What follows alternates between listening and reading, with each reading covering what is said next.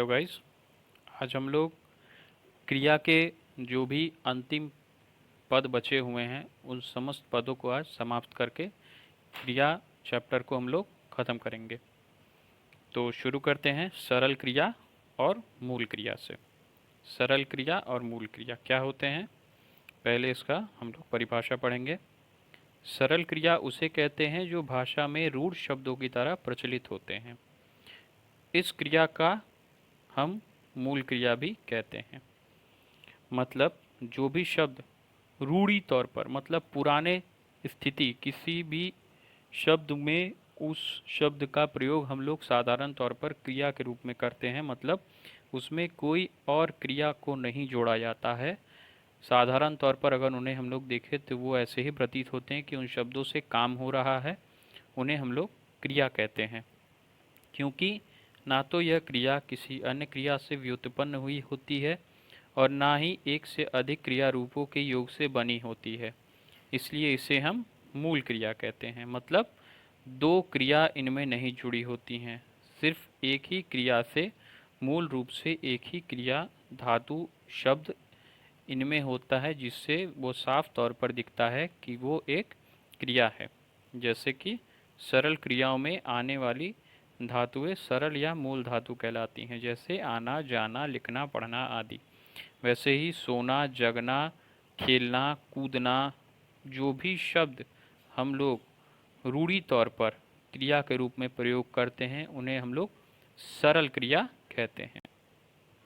इसके बाद आता है नामिक क्रिया और मिश्र क्रिया। ये दो प्रकार के क्रिया होते हैं। मतलब इस क्रिया में दो प्रकार या तीन प्रकार के शब्दों को जोड़ा जाता है, उसे हम लोग नामिक क्रिया कहते हैं। मतलब मिश्र क्रिया के अंतर्गत पहला अंश संज्ञा, विशेषण या क्रिया विशेषण का होता है तथा दूसरा अंश क्रिया का होता है। मतलब एक शब्द में दो अंशों को जोड़कर जो क्रिया बनती है उन्हें हम लोग मिश्र क्रिया कहते हैं। जैसे कि हम लोग देखेंगे उदाहरण के तौर पर संज्ञा अंश वाली मिश्र क्रिया कौन कौन से आते हैं। याद आना, भूख लगना। अब यहाँ पे हम लोग देखेंगे मूलांश यहाँ पे क्या है, याद और भूख। याद भी संज्ञा है, भूख भी संज्ञा है। आना और लगना यह क्रियाकर होता है, दोनों को जोड़कर क्या बन रहा है, मिश्र क्रिया बन रहा है। ये हो गए संज्ञा अंश वाले। मतलब कोई भी पद के बीच में अगर प्रथम पद संज्ञा है, द्वितीय पद क्रियाकर है, उसे हम लोग संज्ञा अंश वाली मिश्र क्रिया कहते हैं। ठीक है। उसके बाद हम लोग आएंगे विशेषण अंश वाली मिश्र क्रिया।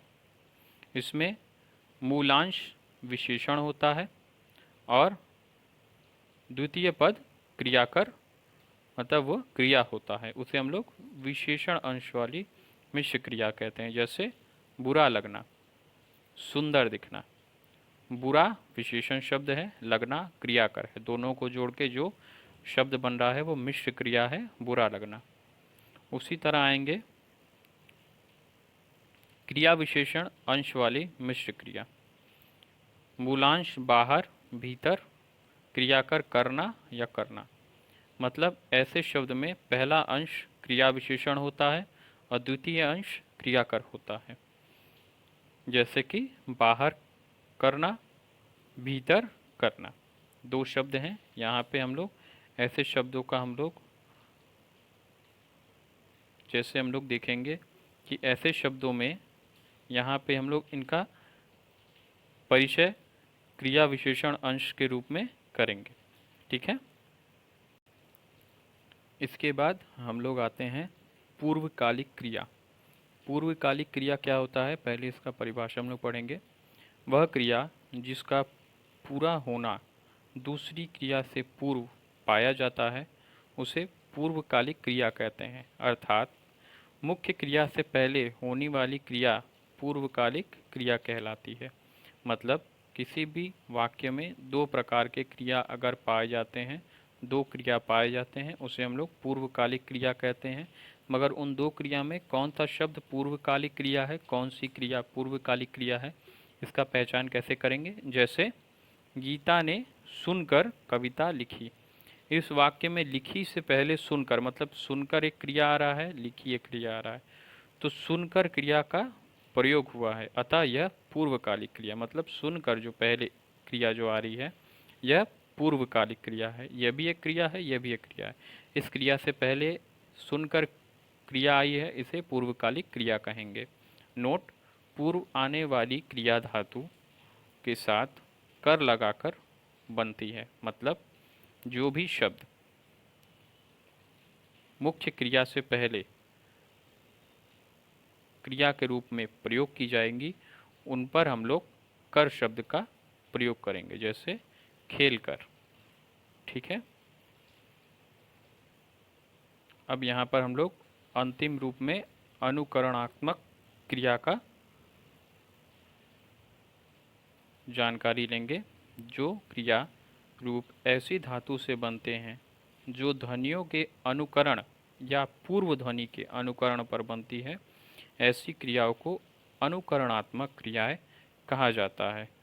मतलब जो भी क्रिया दो ध्वनियों के मेल से बनती है और ध्वनियों के अनुकरण, मतलब ध्वनि शब्दों का प्रयोग करके क्रियाओं का मेल या क्रियाओं को उत्पन्न किया जाता है, उन्हें हम लोग अनुकरणात्मक क्रिया कहते हैं। जैसे चिहियाना, झंझनाना, थपथपाना, ये हो गए हम लोगों के अनुकरणात्मक क्रिया। यहाँ पर हम लोग क्रिया को समाप्त करते हैं। नेक्स्ट वीडियो जल्दी ही आप तक पहुँचेगा। चैनल को सब्सक्राइब करें, नोटिफिकेशन बेल को दबा दें, वीडियो को लाइक करें। कमेंट सेक्शन में अपने डाउट्स को आप लोग पूछें, जिसको हम लोग कमेंट में सॉल्व करेंगे, या तो आवश्यकता पड़ने पर हम लोग उस डाउट पर दूसरी वीडियो बनाएंगे। धन्यवाद।